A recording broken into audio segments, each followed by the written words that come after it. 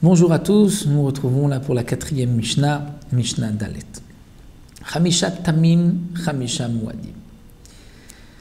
Le Tana de la Mishnah, l'enseignant de la Mishnah, nous explique qu'il y a 5 cas Tamim, où la bête est Tamim, simple, c'est-à-dire qu'elle n'a pas été avertie, elle n'est pas censée endommager.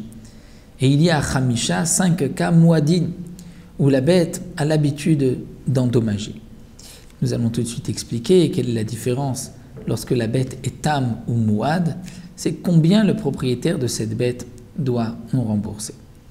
Prenons le cas d'une bête, d'un taureau qui a endommagé, qui a encorné, ou d'un chien qui a mordu avec une volonté d'endommager.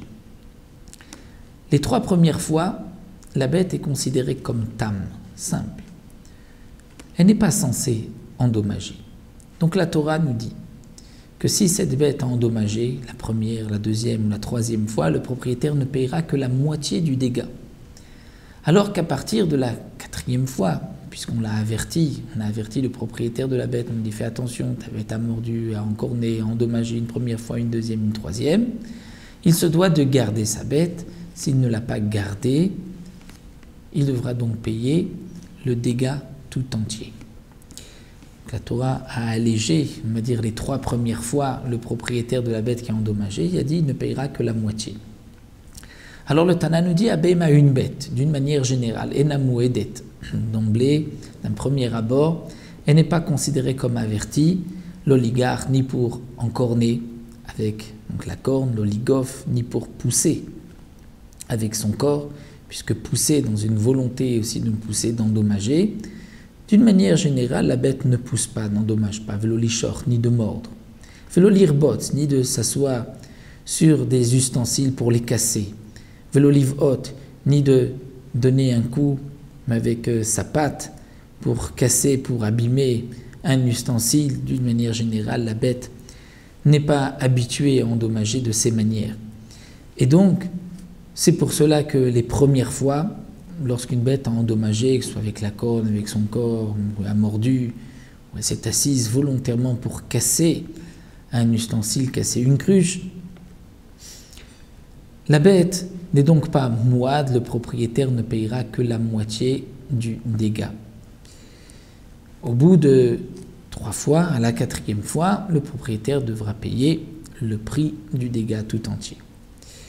Ces dinim-là, ces lois, nous les reverrons dans le 2e pérec. Hachen mouedet lechol taraouila, mais la dent, dire la bête, a l'habitude de manger et taraouila, parce qu'elle a l'habitude de manger. Une bête ne mange pas des vêtements, mais une bête mange des aliments. Donc lorsque se trouvent des aliments devant ma bête, je sais que ma bête va les manger. Si elle les mange, je devrais payer le plein tarif, c'est-à-dire le dégât tout entier. Je ne peux pas dire, je ne savais pas que la bête allait manger. De même, une bête à régel, le pied mouedet shaber bederech ilucha. À l'habitude, c'est normal qu'elle endommage sur son passage en marchant. Elle piétinera tout ce qui se trouve sur son passage. Donc on doit faire attention, si la bête a endommagé, on devra payer le nezek, le dégât tout entier. Ou encore le shor hamouad, c'est-à-dire dans les premiers cas, si on a averti la bête, le propriétaire 1, 2, 3 fois, la 4e fois, il devra payer le plein tarif. Veshor amazik birshutanisak, un autre cas, c'est-à-dire le taureau qui a endommagé dans le domaine de celui qui a été endommagé. C'est-à-dire le taureau de Rouven rentre dans la maison, la propriété de Shimon, et il endommage là-bas la bête de Shimon. Dans ce cas-là, le propriétaire de la bête qui a endommagé donc Réhouven se devra de payer le nezek tout entier, étant donné que la bête a encorné chez le nizak, celui qui a été endommagé, ce n'était pas dans la rue, et donc il est responsable dès la première fois. Mais aussi ha-adam, l'homme. Un homme est toujours responsable de ses actes. Un homme qui a endommagé doit payer, doit rembourser le dégât qu'il a commis. Il ne pourra pas dire « je n'ai pas l'habitude d'endommager, ce n'est pas dans mes habitudes, je ne sais pas ce qui m'est arrivé ». Adam Mouad Leolam, il a endommagé même sans faire exprès, il doit rembourser le dégât causé. Donc au volant d'une voiture est responsable de tous les dégâts causés par la voiture. Il ne pourra pas dire je n'ai pas vu, je n'ai pas fait attention. Adam Mouad Leolam. Azeev, un homme qui a chez lui un loup. Ahari, où il est propriétaire d'un lion. Ou Adov, d'un ours. Anamer, d'un tigre. Un bardelas, d'un léopard. Vanachash, ou d'un serpent. Ces bêtes-là, Haril ou Moadim, sont Moadim. C'est-à-dire, dès la première fois, c'est sûr qu'elles peuvent endommager. Donc si elles ont endommagé, mon lion, entre guillemets, a endommagé, je ne l'ai pas gardé, je dois payer même dès la première fois tout le dégât causé. Rablezer Omer, Rablezer rajoute et dit Bisman Shehen Bene Tarbut. S'ils ont été apprivoisés, dans ce cas-là, Enan Moadin. Ils ne sont pas Moadin.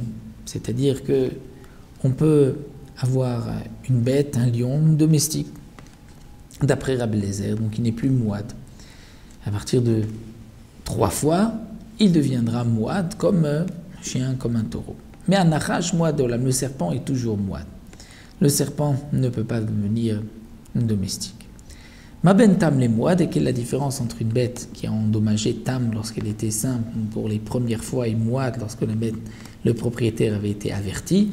Et la chatam mishalem chatzinezek migoufo, Mouad mishalem nezek shalem minalia. C'est-à-dire que le tam payera la moitié du dégât, alors que le Mouad payera le dégât tout entier, mais aussi une autre différence, c'est migoufo et minalia. Migoufo de son corps, minalia du meilleur.